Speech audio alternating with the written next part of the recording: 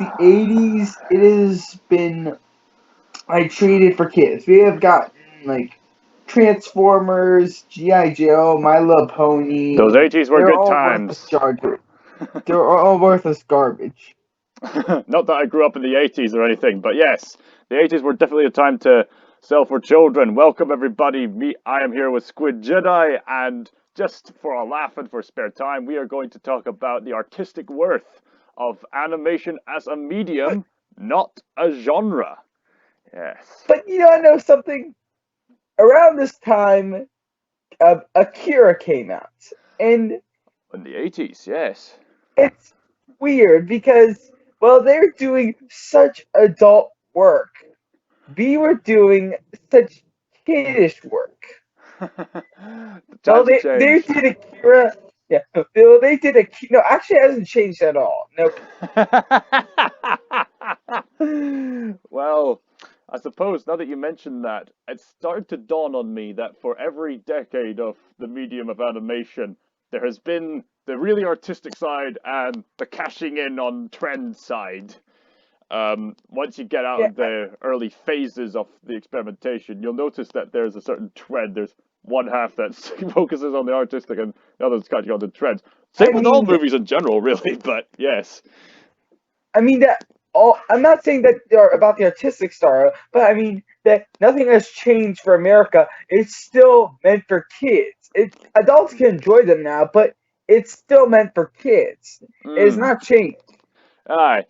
Um, I suppose I'm really glad that we're doing this because recent trailers have been coming out to and fro, and once again, there's been a wide range of brilliant and kid pandering films that have been released as of recently. On the artistic side, I think there was that anime about a And weather girl. Was it? What was it called? Weathering You or something like that?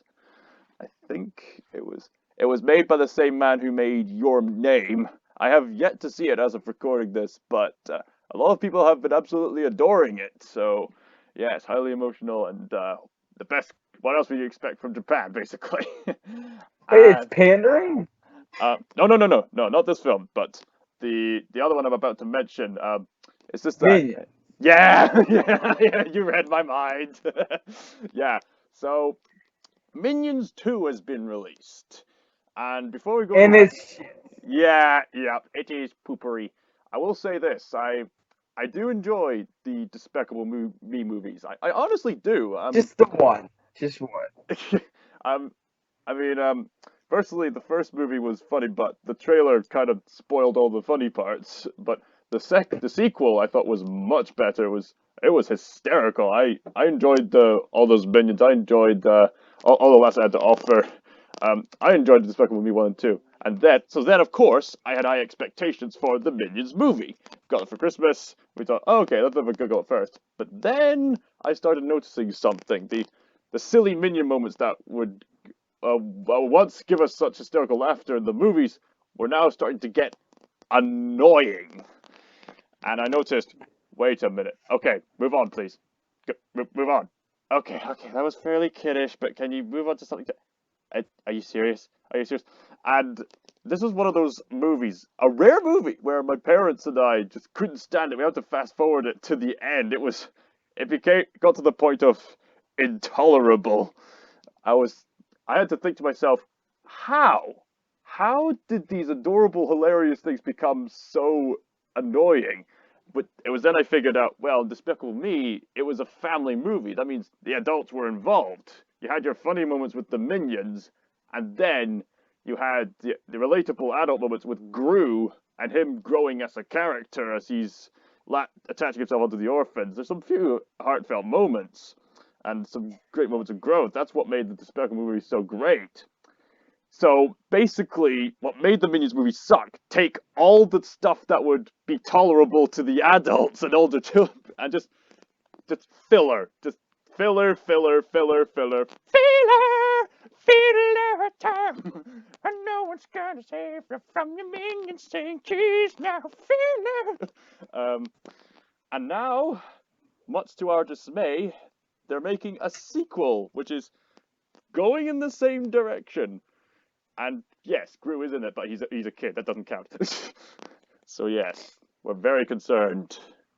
Very.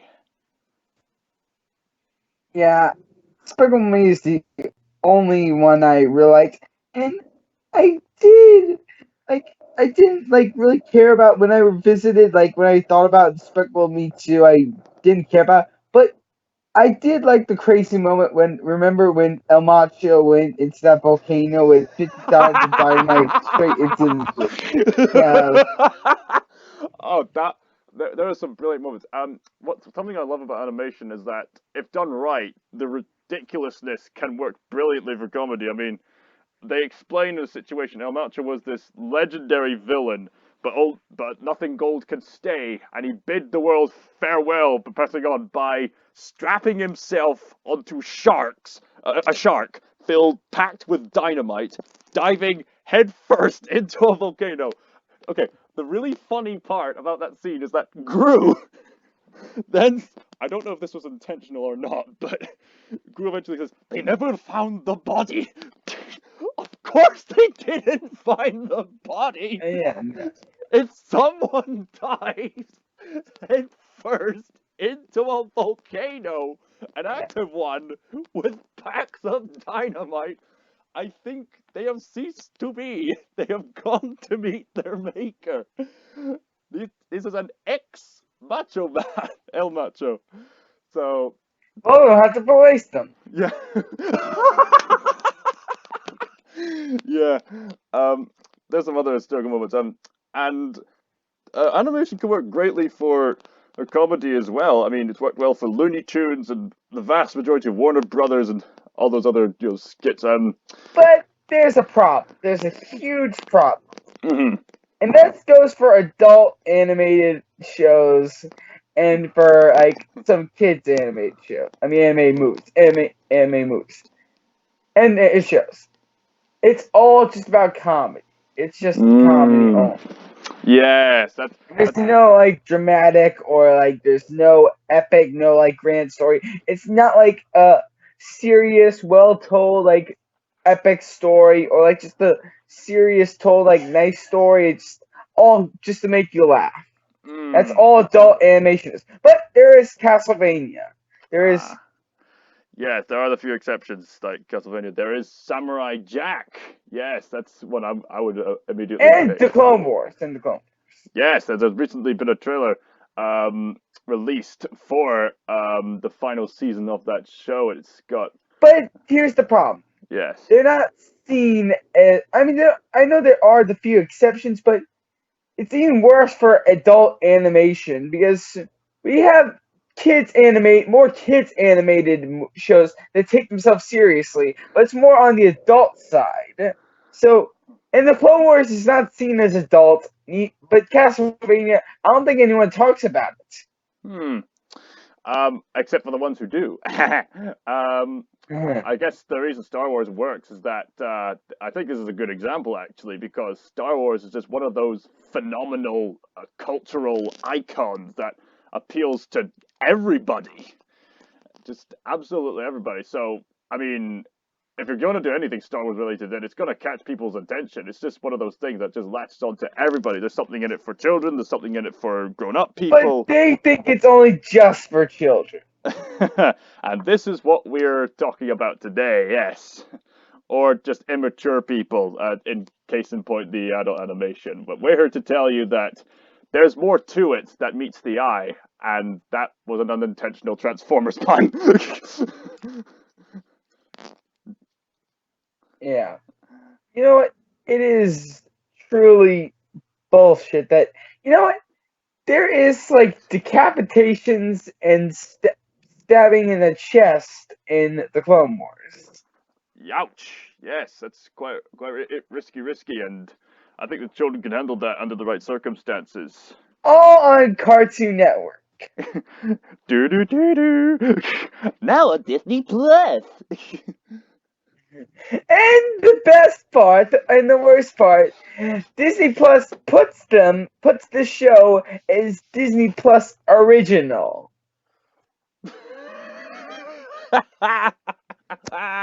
You're not fooling us there, Disney. We love you, but you're not fooling us there. Actually, did you hear that Disney forced the school to pay a fundraiser. No, forced the school to pay up, and while they're doing a fundraiser, then to and while they're watching The Lion King, the remake, Oh they yes. had to pay up for seeing The Lion King. My. It seems that oh boy, money. Yes, that's something else that that's another problem with some animated products nowadays. Sometimes they're just catching on the money. I mean, but on the one But from hand, my point of view, Disney's evil. that's something Anakin would say. Then you are lost. So yeah. Regardless of that controversy, it seems that Disney does still have a passion for Star Wars, and this final season looks to be absolutely epic. And from what I heard, it was a brilliant show from beginning to its end, flaws and all. From what I heard, it had high stakes lightsaber fights. It's got great drama, and there are even some But you character. haven't seen it? I haven't actually seen it yet, but you know what? That trailer is probably encouraging me to watch it from the start. But it's got some great character growth from what I heard, and we got some character growth that we wouldn't see in the movies, like with Darth Maul. Um, Anakin, yeah, Anakin, Obi-Wan. Obi-Wan, Anakin's Padawan. Um, Well, she wasn't in the movies. yes. But especially the clones. Oh yeah, I heard about that. They added so much more character to the clones, which ultimately makes the Execute Order 66 much more More heartbreaking time. because they're backstabbing their friends. That's Yeah, heartbreaking. yeah. But also, it's true. All of it. Uh, the I was Force. going on solo. Yeah, all of it. Yeah, the show. Um, Something I love about animation is that you can use your imagination to come up with anything, absolutely anything. I'll Yeah. delve more into this in a few moments, but Okay, do you think that animation is superior to live action? um, that depends. But I was just about to point out another scene in the Clone Wars where that I actually saw, um, where Yoda is minding his own business, and then he's fighting his dark side. We just like, wait, Yoda. Yoda has a dark side, and he's probably just inner demons that he suppressed in the past. It's a great visual representation of battling those inner demons that torment you and taunt you and that accuse you of Watch doing the this and whole that. thing and you see why. Yeah, yeah. It also goes into the fact that the Jedi, as much as they have been upholders of peace and justice, have overlooked the darkness in themselves. And that scene, that was a brilliant visual storytelling on how they come to recognize that and then come to eventually conquer it, which is something they did a bit too late, i.e., the rise of Darth Vader. But and animation has unlimited potential. I mean, you you could do pretty much anything with them. So this is the part where I will elaborate on the imagination part.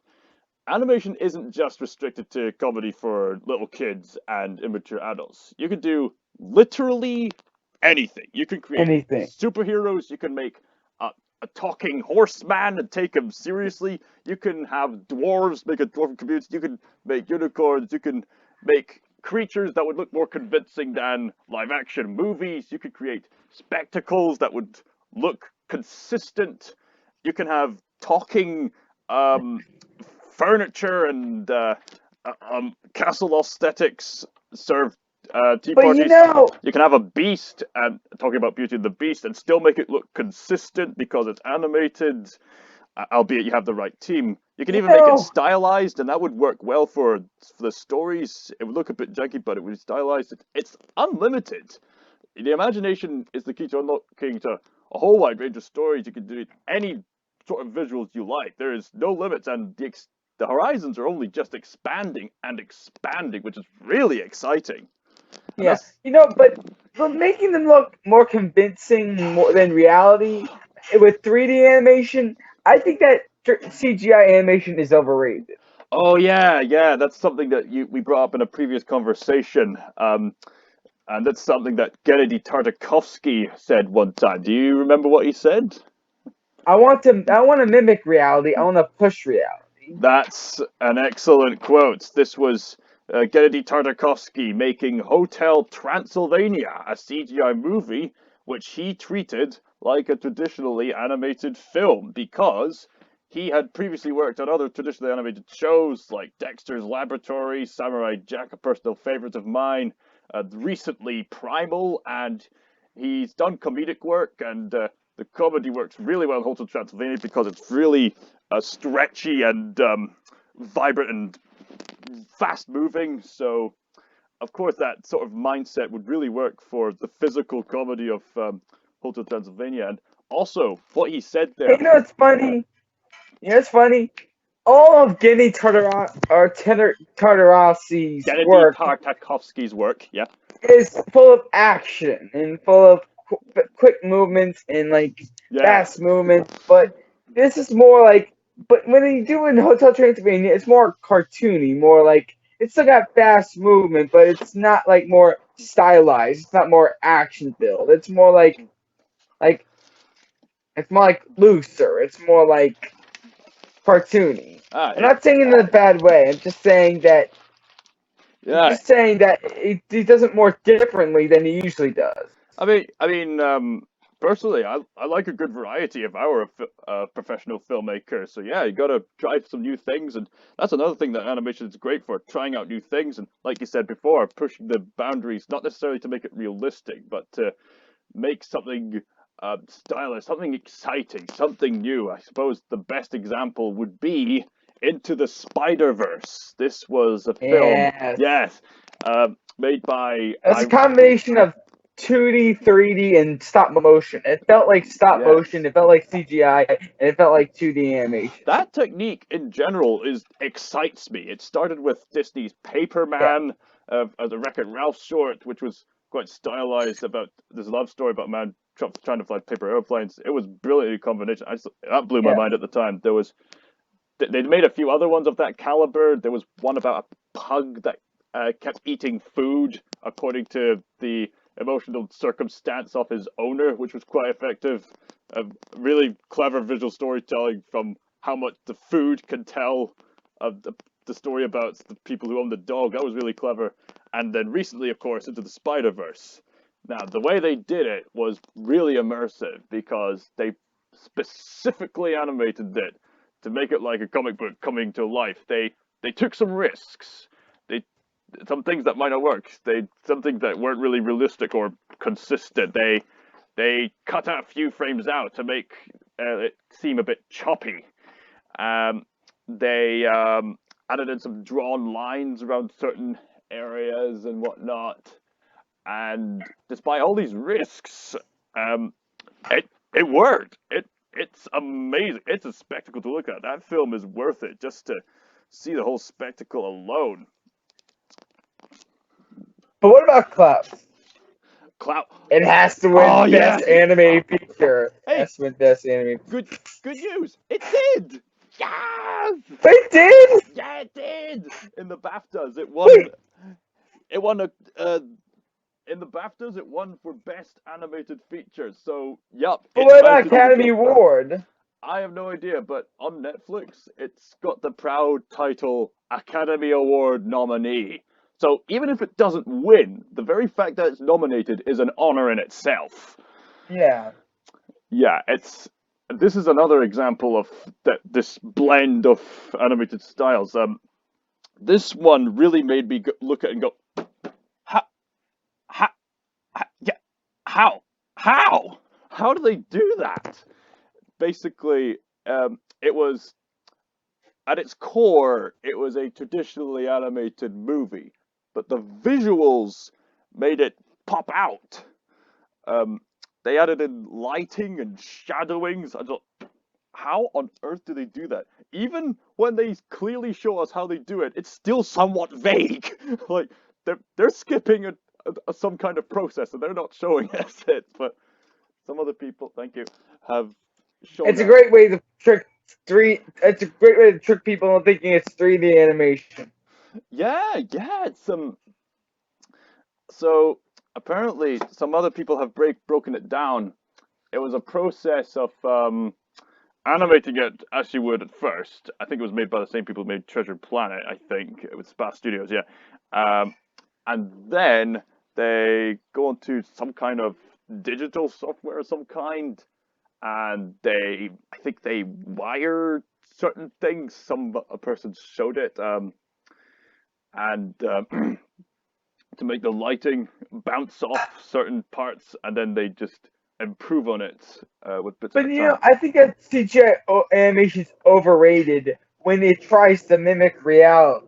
Yeah. Could you give But us a few examples, please? like, okay, Coco, like Good Dinosaur. I do know Good Dinosaur. Actually, okay, not Coco exactly. Good Dinosaur, Ratatouille, Up, and a lot of the Pixar movies, All and right. especially Illumination. I don't think they even look that animated. That's kind of ironic enough. Um, I But think, with Spider Verse, it looks completely different from any CGI animated I've ever seen. yeah, the visuals really stick out, and they really just invite you into this comic book style world, and just get you involved in this coming of age story from the perspective of this youngin. And they have other contrasting styles, and I suppose looking at it more deeply, which is what I like to do, is that Miles himself is looking for his own style, um, and which he eventually finds by the end of the movie. Ah, deep thought. Silence is always a sign of a deep thought. um, so yeah, those are some examples of how the horizons of animation can be really immersive, and sure, you can make it realistic. In fact, it was the people Don't who make it realistic. Don't make it realistic. uh, it was the For people me, who don't make it realistic. all right, it was the people who made Up actually who said that it doesn't matter how realistic you make certain things. If you don't have a good story, then what's the point of it all? I mean, in Up's case, they have stylized character designs. Carl Frederick, I don't know if you've noticed, he's a block. He's just grouchy, sort of a block character. You'll notice that with most of the Pixar aesthetics, you can define them by certain shapes with their traits, and ultimately, you learn that there's more to him than that, and that as he goes off exploring in this really bizarre situation, which, when you think about it, could only work in an animated feature. He's starting to learn that deeper things about adventures, about friendship, about not necessarily having to live out fantasies, but to count your blessings without spoiling it too much about anything. But I yeah, already seen it. uh, I suppose maybe Up could work, but there are other certain elements.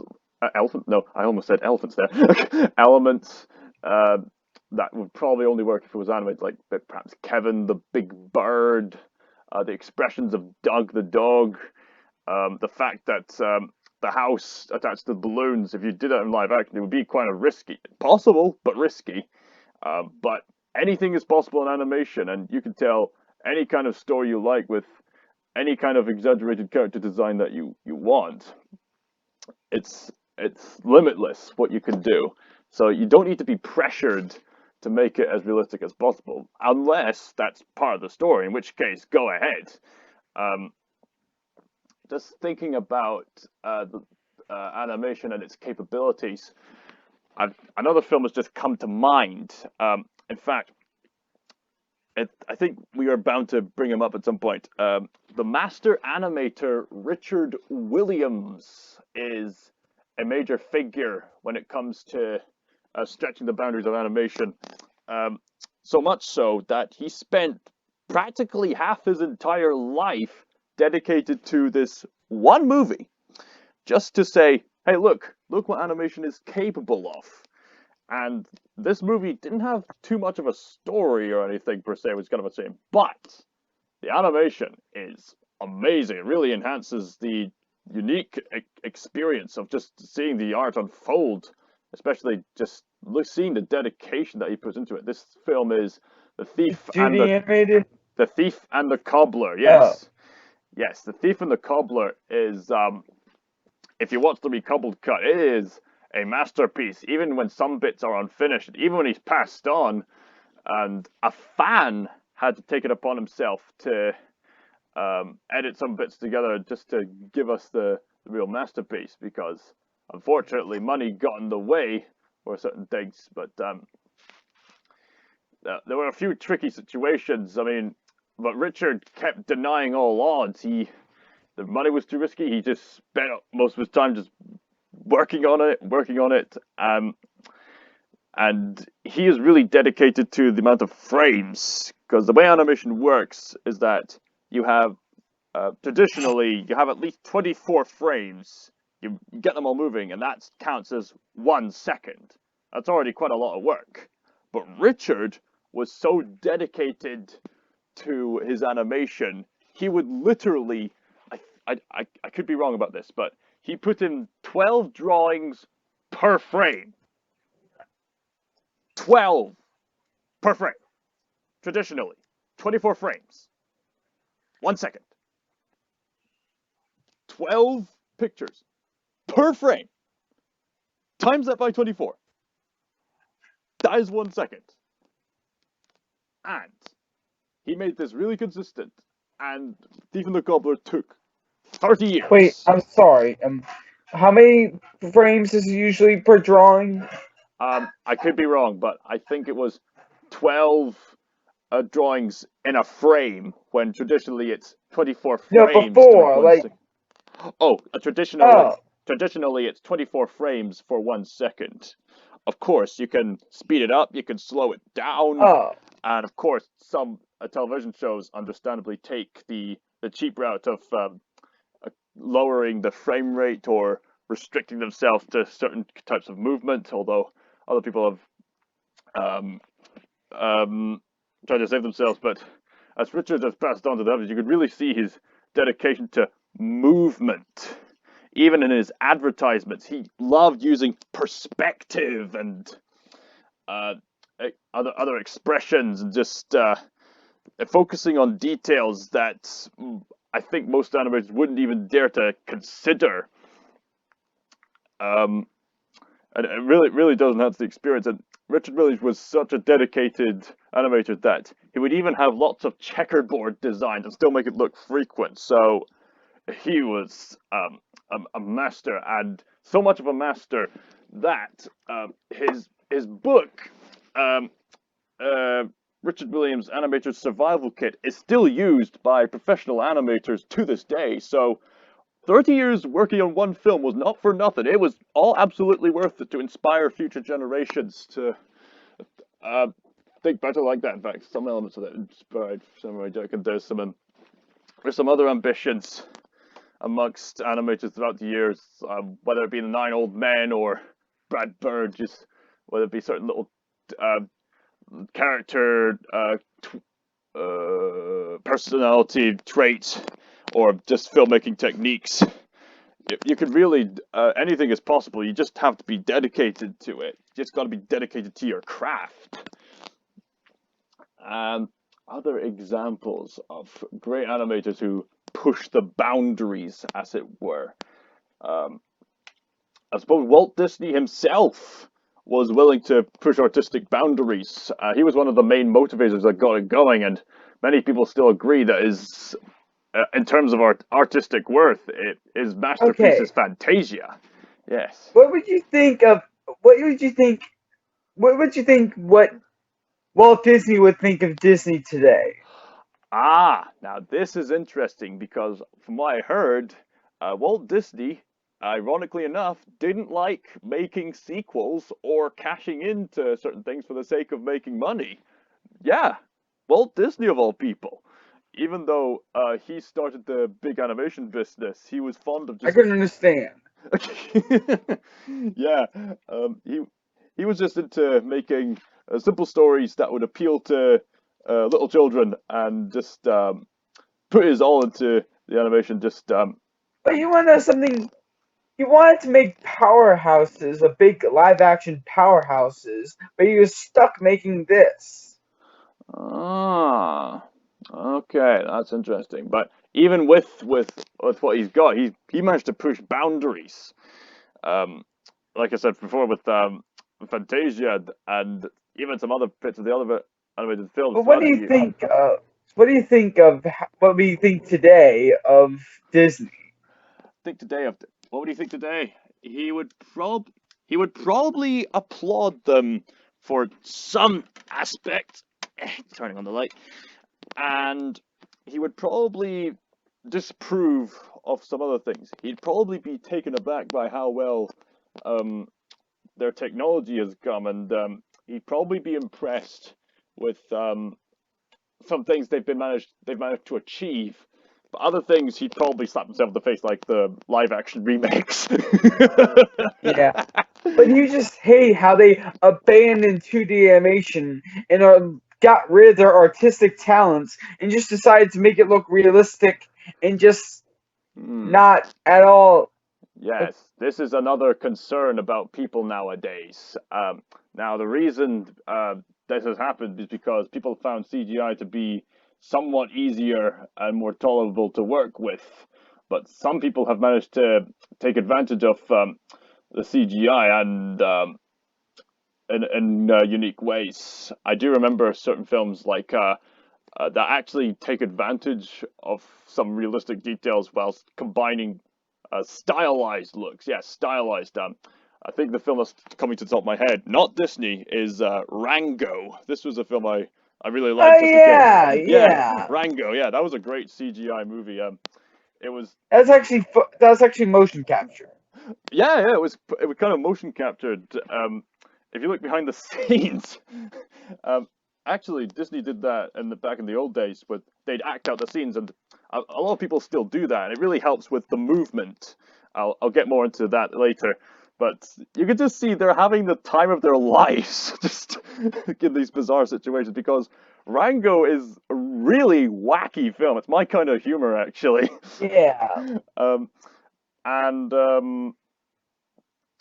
the the realistic details combined with the stylized character looks work well with the gritty western setting combined with how quirky this humor is.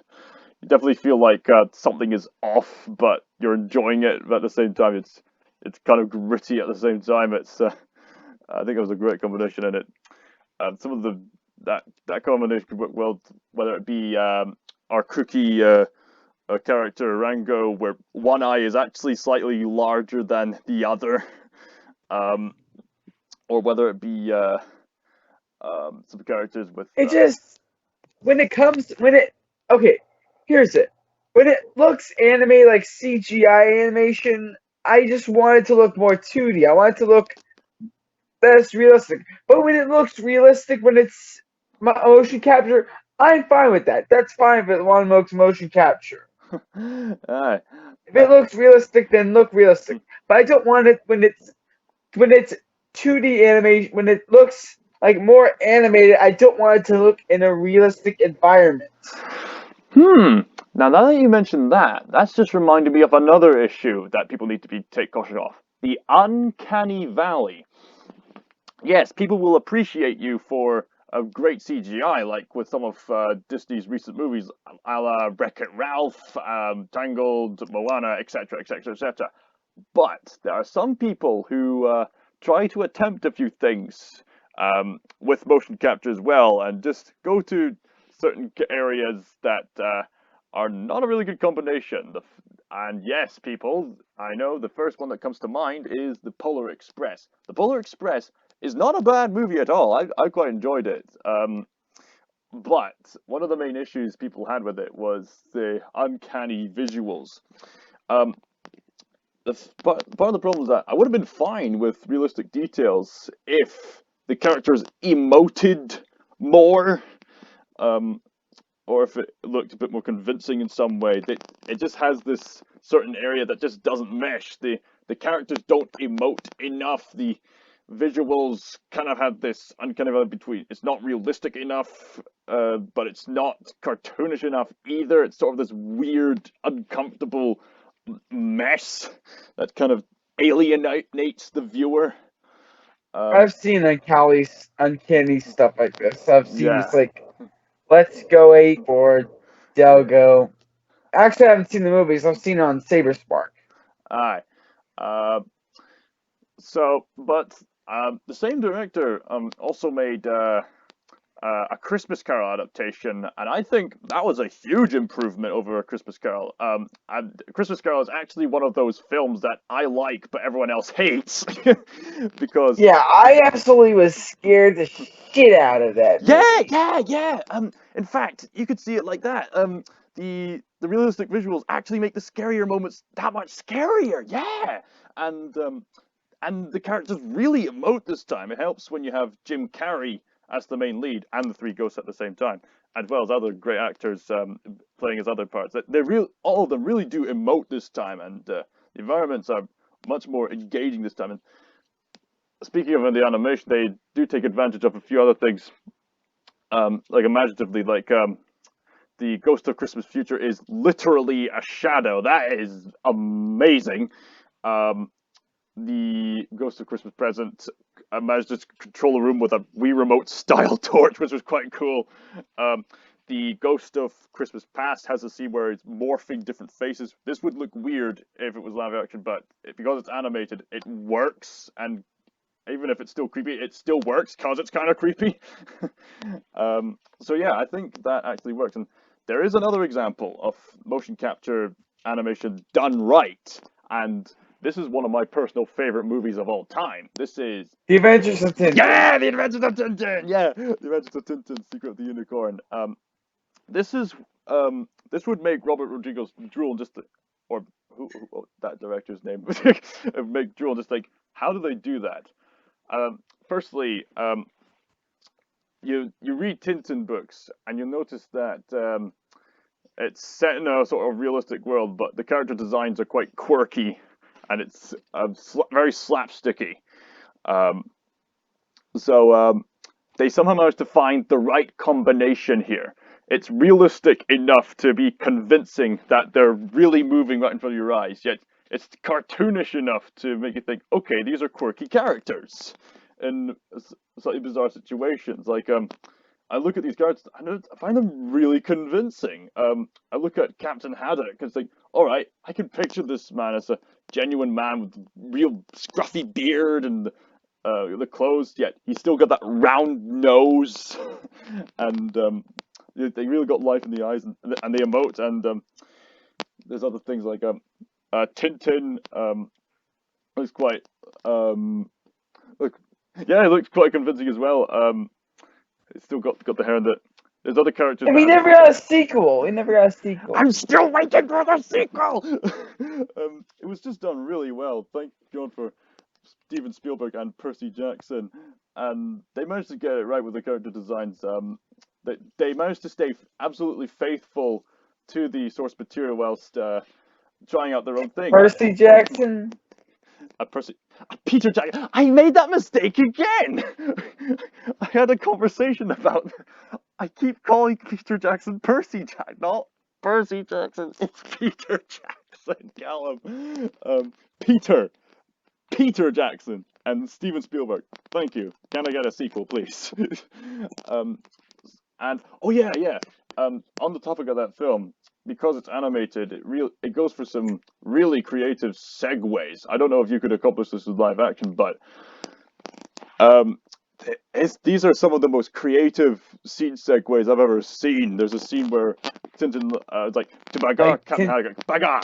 You zoom into their yeah, and then hands. zoom into the hand and Yeah, like this, like and they're they become walking on heels. their yeah, That's really cool. Um, yeah. and there's other scenes like that. Um, Haddock's rowing a boat. It transitions to a puddle. Someone steps on the puddle. Or Haddock's imagining the ship. The ship's coming over the desert horizon. So yes, if you take the right directions and the right sort of discipline, um, then it can really work. Um, I suppose my last example of motion capture animation done right would be Ralph Bakshi's Lord of the Rings. Speaking of Peter Jackson, um, this was an early adaptation of the Lord of the Rings, Fellowship of the Ring, and the Two Towers, and the acting was quite convincing because he got people to act on the stage on the set and then animated over them, making for some really convincing movements. Um, the adaptation's not perfect, but that is some of the best rotoscoping hand-drawn animation I've ever seen. Yeah, just another example. Another example of an animator who pushed the limits to artistic territory. I think this would be a good time to transition over to Japan because we keep complaining that the West just doesn't know how to do that anymore, but Japan has been really consistent over the Yeah. years. Japan has stuck to their roots, and they just keep getting better and better in some areas. And They have added CGI, but it's not that like big. It's not that even the ones that are fully CGI are not that popular. So mm, it's always just 2D animation. Just they're sticking with that, and they're adding CGI with the 2D animation, but they're well, not like overlapping. aye. Uh, So yes, once again, these people know that because you can imagine it, you can animate it. Anything is possible with these sorts of things, and there are some filmmakers who thrive on the Japanese animation industry, and because they use their imagination to its full capacity, they've gone on to become like legends in Japan and for the rest of the world. Of course, you can't think about Japanese animation without referring to Studio Ghibli, the legendary Yeah. company that has made beautiful masterpiece after masterpiece after And masterpiece. you want something? Um, on a documentary, on like behind the scenes, like the people who worked on the Lion King said that these were the best animators in the world. Well, I say that's a bunch of bullshit because Studio Ghibli were the best animators in the world. um, yes, I could also talk about the Lion King remake and compare it to the Lion King later on, but for the time being, Studio Ghibli. This was and still is led by Hayao Miyazaki, one of the most influential filmmakers in the animation field. And early on, he wanted to make his own movies. He had his own visions of certain things. He combined his own life experiences with relevant issues that needed to be discussed. Um, and applied it to his wild imagination to make these brilliant epic fantasy movies. Some were big and Totoro. Some were big and epic, and others are a bit easygoing, like My Neighbor Totoro. In fact, recently, his movies have been available on Netflix. So any of you In your watchers, country, yeah. So if you have Netflix, not my country. oh no, no, oh, nah, nah, nah, nah, nah. He's giving me the scowl. But if you go to the stores, or if you have Netflix in the UK, then you'll have access to the Studio Ghibli. Free or paid, you just gotta see them. They're some of the best movies out there. Yeah, I could buy them on Apple on the iTunes, but I can't get them on Netflix. Sorry about And that. also, by the way, did you know that you're the same personality type as Tintin? Oh, I did last night. I did another personality test. I was how did I describe it? Uh, the something beginning with an E, type 7, the enthusiastic Ian, type. Yeah. the Ian ENFP. Um, sort of like that. But anyway, back to Studio Ghibli. Wait, was Miyazaki. this the Enneagram? Enneagram. That's it. That's it. So Enneagram you're a type 7. 7. Yes. Yes. I'm a 7. Yes. That's it. I'm a 7 too. Hey, brothers.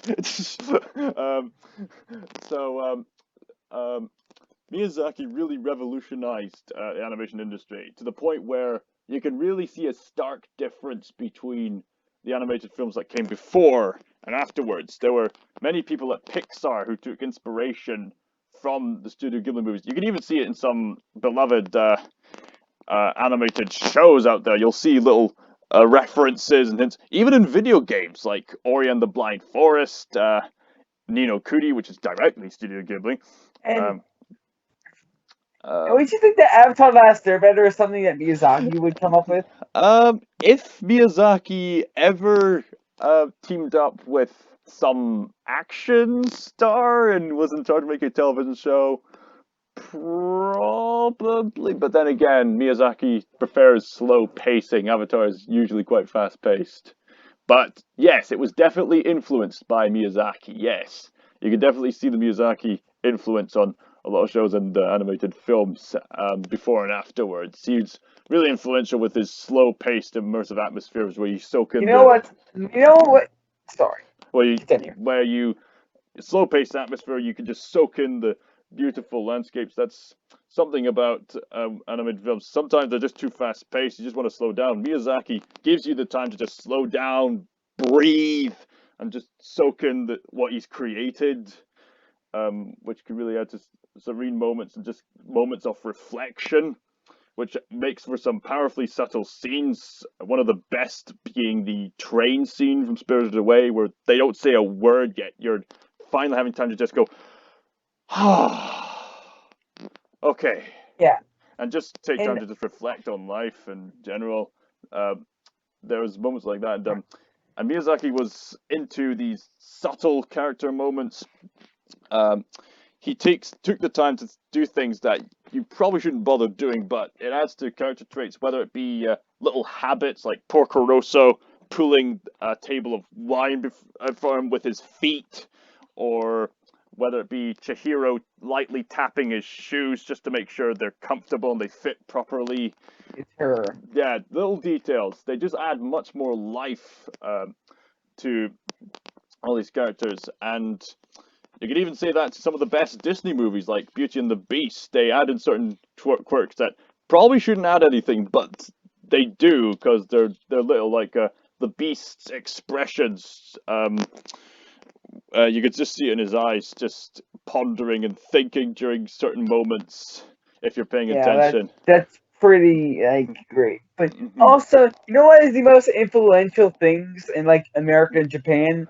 Uh, Dragon Ball Z and Star Wars. yeah, that's another phenomenon in itself.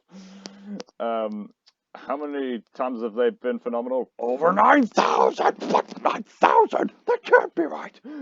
Um, so yes, Dragon Ball Z, that's another example of unleashing the imagination for some action, I suppose.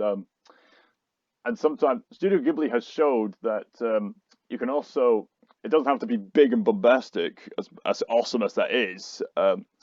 They're usually famous for being fairly reserved, and they've made. Studio Ghibli has also made some films that would work equally for live action standards. The live action standards, I could imagine these films as like these Academy Award winning films I could easily see, but they took the time to animate them, and the films like some of Takahata's film. I say Takahata's films like Only Yesterday, Grave of the Fireflies, later films like When Marnie Was There, Up on Puppy Hill. These films didn't have to be animated, yet they are. Why? I heard some interesting commentary from Takahata himself when working on Only Yesterday. He suggested that when it's animated, you're paying much more attention to what's going on because you're thinking, "Whoa, look at that detail! Ooh, this is immersive! Whoa, look at that movement!" Um, Yeah. See, animation is like a visual medium. It's more like, and also you can create, and you know what? Here's the problem with CGI in live action. You can't, you know that it's all fake. You know that they're not in the same world, but with animation, it's all in the same world. all in the same world. And what do you Yes, think of What fun. do you think of anime characters moving their mouths up and down? What do you think? Ah, yes. Now, this is a fun part. Comparing East and West, because there are some tropes on either side, because the West has done some things that are better than the East, and the East has done some things that are better than the West. I noticed that the West is much more skilled with lip sync. That's usually what they focus on more than anything for the majority of their works. Anime focuses on some sophisticated details. In fact, actually, I've noticed that in Western animated films, you'll notice that there's usually more time dedicated to movement, even if it's small. Like, if you're watching the Disney movies or some other movies, even in casual scenes, there's always some hint of movement, some hint of life, some hint that they're living people. In the East, they're that has been taken away, so that the staticness can be a bit distracting at first, but they do make up for that by making up for other details. They focus more on the backgrounds, those gorgeous backgrounds. They focus on sophisticated details like the costumes, the hair movement, and and the the and the and the eyes, drawing, the, the drawing, the drawings. Yeah, yeah. and also it does make them feel more real. It does make it feel more alive and make them feel actually like they're In a different moving. way. Like Yes. Yeah, that's an interesting thing. Um, and animation can bring any genre to life. So you see, animation is a medium not restricted to a genre, because if it was a genre, there would be similar tropes, but they're not. Animation is just limitless. You could do anything and anything just you like. Even combine animation with live action in some instances. don't do that. Unless you're Richard Williams or the Looney Tunes. um, Yeah. just thinking about. So yes, the Eastern has been quite influential, especially in the television shows. In recent years, people have been catching on to the television shows from Japan in the anime industry to the point where it's influenced some of the Western animated stuff. Like Gravity Falls, Avatar: The Last Airbender, Samurai Jack, and in the East, they just kept improving their craft. Um, Yeah. So wait, what does the West better do better? What does the West do better than the East? um, hmm, well, I've already pointed out in movies, but I suppose the same applies to the television shows. I'm not entirely sure about the television And show. I think that the in the West they look more like 2D. They don't look like that 3 dimensional. And it's just the backgrounds that are pretty, and it doesn't look that artistic. Actually, this some people have taken advantage of that. Samurai Jack, for instance, thrives on minimalism. But I could get more onto that later. So yes, minimalism can be a good ally in certain cases, or even in South Park. And in the East, there's people have been praising certain other shows like Attack on Titan, My Hero Academia. There's been other ones like Cowboy Bebop. That's been a big influential one. Hey, you want to know something? Um, since the lip syncing is bad, but you have to focus on the voice acting, and Oh if you yeah. focus on the voice acting, then you can easily ignore the lip sync. Although It has to depend on the great voice acting. I will say this, sometimes there is some convincing lip sync in a few scenes, like when some other people would make an an, an O sort of sound or movement with their lips rather. So or when they're singing, sometimes it's convincing like that. But the voice acting, yeah, that can really enhance pretty much anything, really. um, you've got to pay special attention when it comes to dubs, whether it be East or West. You got to hire the right people to get the right characteristics over and just really make the personality come alive. Because at the end of the day, Well, animation is just bringing static things to life through motion. Yes. and I think that's where we should end this. Well, I'll see you later. Oh, okay, that was kind of abrupt. I could have gone on all day, but you know what? An hour is quite appropriate. Thank you very much, Squid Jedi. I think I can Bye. elaborate from here. Thank you, Squid Jedi.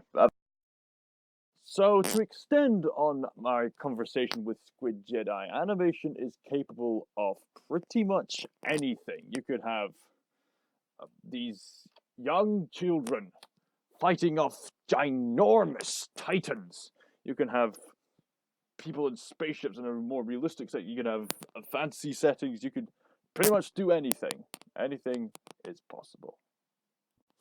And it is true that animation can depend on budget a lot. It's interesting to look at Cowboy Bebop in this instance because the director, Shinichiro Watanabe, was treating every single episode like an individual short film. So it could work on its own right, but still have a long-running story. And he was discussing these existential themes, which is not typically associated with animation for obvious reasons, but he did it, and it was honestly something that's still relevant to this day, and our culture is still in this sort of existential trap. But there is something spiritual that will set us free, but that's kind of spoiling Cowboy Bebop. But basically, Cowboy Bebop is full of great action spectacle. There's even a few moments where they put in a bit more effort than necessary with certain details that still amaze me watching it. And this quality is enhanced with the movie. The movie might not have been as good as some other episodes from the show, but they took advantage of a wider frame screen, which was restricted in the television show, which led to some great wide shots. More budget was put into high stakes action. All the scenes were much better quality and were much smoother, leading to one of the best dogfights in animation history and a spectacularly choreographed fight scene between Spike and the main villain, Vicious. Even just little details like hair movement and just it's amazing what it's capable of. You can bring to life any event from the Holy Bible. You can create any kind of monster you like or any kind of talking whatnot.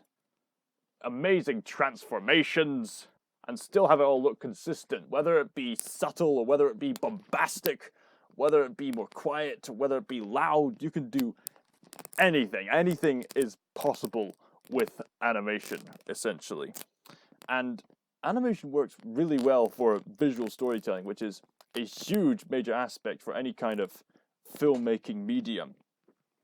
And it's mainly because the characters usually emote more, which is a big advantage for animation, because with emoting, children can latch onto these characters more. And with these imaginative visuals, you can tell very clever visual storytelling, like Inside Out. This is set in the mind of somebody, and they have these memories that the personified emotions make. And throughout the movie, there's these visual storytelling feats on the state of Riley, the person they're controlling, all growing up. The sadness personification keeps touching these memories, and then they've become forever tainted in sadness, because sadness as an emotion is such a strong emotion. And spoiler alerts, but at the end of the movie, the emotions get to a point where they can't control her anymore. Everything's becoming black, and this is a visual indication that she's becoming emotionally numb, shut out from her emotions.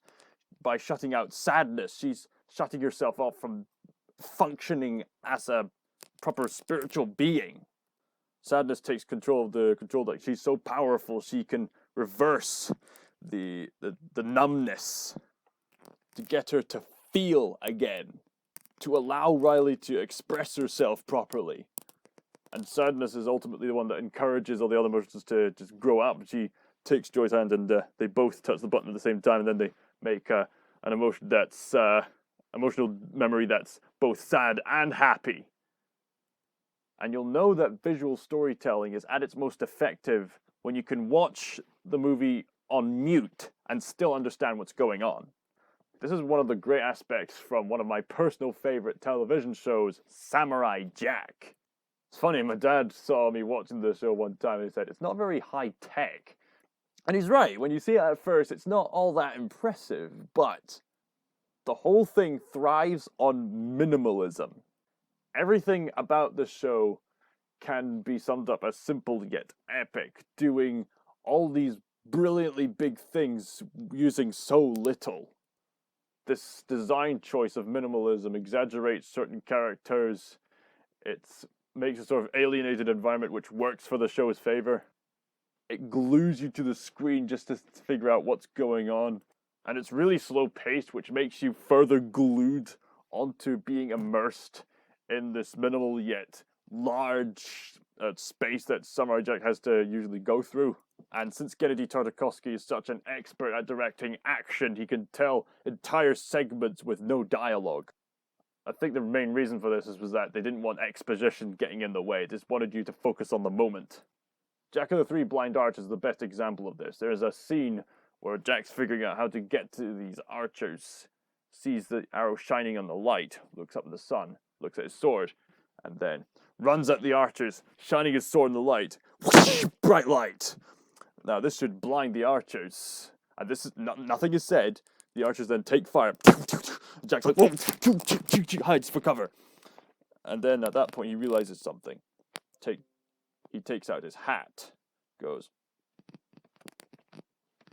Nothing happens. Drops it. At that point, Jack realizes, okay, they're blindfolded. And then he realizes, okay, if I'm to defeat these archers, I need to play on their level. And so he blindfolds himself, and then something really amazing happens in terms of animation and how the minimalism actually works to its favor. There's a scene where you literally see what Jack is hearing, like the deer hoof. If Jack hears it, you're seeing it, and it's focusing on the sounds, and you're seeing what he's hearing. It's really cleverly done. Combined with the visual storytelling, having the characters properly emote is another huge aspect of animation. This book here, The Illusion of Life by Frank and Ollie, some famous Disney animators, they had something to say in regards to emotions, emotional expression on the characters. In page 507, they said points to remember when animating emotions. Number 1, make sure the emotional state of the character is clearly defined. Number 2, the thought process reveals the feeling. Sometimes it can be shown with a single held drawing or a simple move. Other times they should be gestures, body moves, or full action. Determine which is best in each case. Number 3, be alert to use of cutting and camera and helping to accentuate the emotion. Number 4, ask yourself constantly, what am I trying to say here? What do I really want to show? How do I want the audience to react? And number 5, use the element of timing wisely to establish the emotion of the character, to convey it to the viewers, to let them savor the situation. Don't be ponderous, but take it away from them just as they start to enjoy it. So those are some hints on animating emotions on the characters. Best examples of animating emotions, especially nuanced ones, would be my previous example of Beast from Beauty and the Beast, during certain moments when he's just sort of pondering what to do with Belle and how he should be treating her, or even scenes with Moses and Ramesses talking to each other in The Prince of Egypt. You can read all kinds of emotions from their faces. You can see regret and pain in Moses' eyes and facial expressions during certain parts. There's a scene where Moses is telling Ramesses, you gotta let the slaves go. And then Ramesses takes the ring that he gives to Moses, and he's just pondering to himself. They spend like a good 30 or so seconds just dedicated to Ramesses' really subtle and nuanced emotional response. And it's amazing that these animators have such heavenly talent to pay attention to detail like that. Like I said before, if it's animated, you're paying much more attention, especially on the audience's part. Another aspect of animation that I didn't even talk about yet was stop motion. Most of you watching are already familiar with this. You did this in various youth clubs. You take any item and you basically take a photo of them. And you play the photos together, and you can have like something like this 50p, for example, just move around in a circle. The main motivators for stop motion animation was Harryhausen, Aardman Studios, Leica Studios, and Tim Burton. When you go behind the scenes, it's genuinely like a little child is just playing with their favorite toys or something like that. There's a genuine magic when it comes to stop motion, in that objects that are genuinely real are moving about in motion. Tons of people, including myself, have made Lego stop motion animations, which is really fun to use because they're simple to use and pose about, but they're expressive enough that you can move them about in certain ways. And sometimes stop motion can be combined with CGI to make the Lego movie, which actually took inspiration from those casual Lego movies to create a message of its own in terms of creativity and inclusivity. Stop motion can have this creepy aspect, like with Caroline and many Tim Burton movies, which could add to the atmosphere. And sometimes you can combine the creepiness with the genuine, heartfelt, and spiritual nature of how the pure handmade craftiness of it all in films like Kubo and the Two Strings. Kubo and the Two Strings is my favorite stop motion animated film, by the way. You can make scary moments and then combine it with heartfelt moments and combine with the fact that the story is centered on storytelling itself with genuine origami. It really is heartfelt as well as exciting simultaneously. On that topic, it also reminds me of Don Bluth. He was an animator who also combined heartfelt moments with scary moments. You get through the scary moments in order to make the heartfelt moments all the more worth it. He once said, "You can show children anything as long as it has a happy ending. That doesn't mean you have to show blood or anything.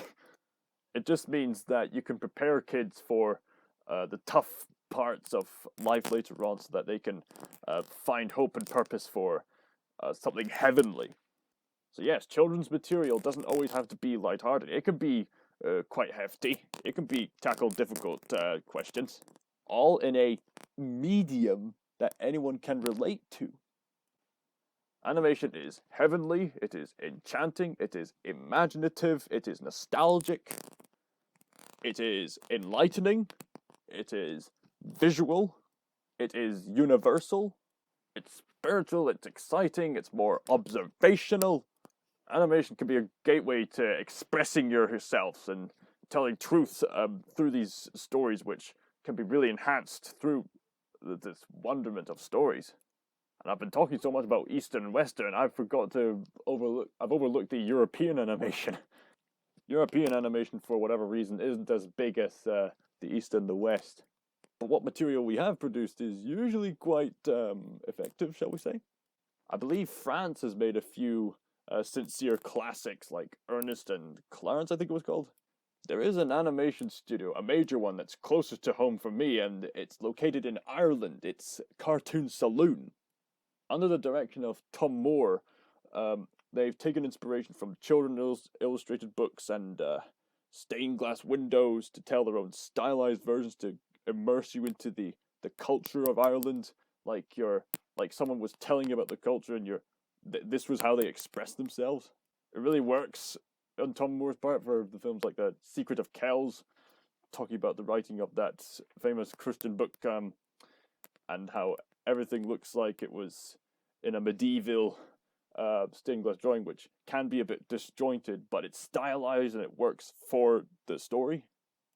So at the end of the day, animation is a heavenly medium, and so many people have overlooked that.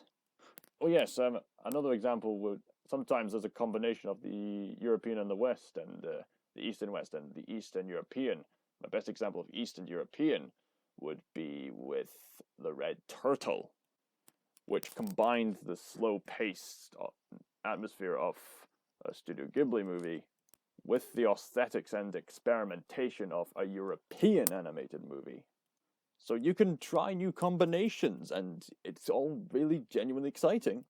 And I haven't even gotten started with the countless indie movies and college animated stuff where they truly take advantage of the visual medium. Some, most of them with no dialogue, but others the stylization adds to the story. But I could go on all day, but I think I've gone on enough.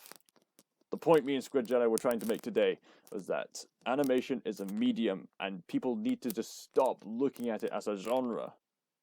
Hollywood seems to be underestimating animation as something of artistic value, hence the reason why we got all those live action remakes.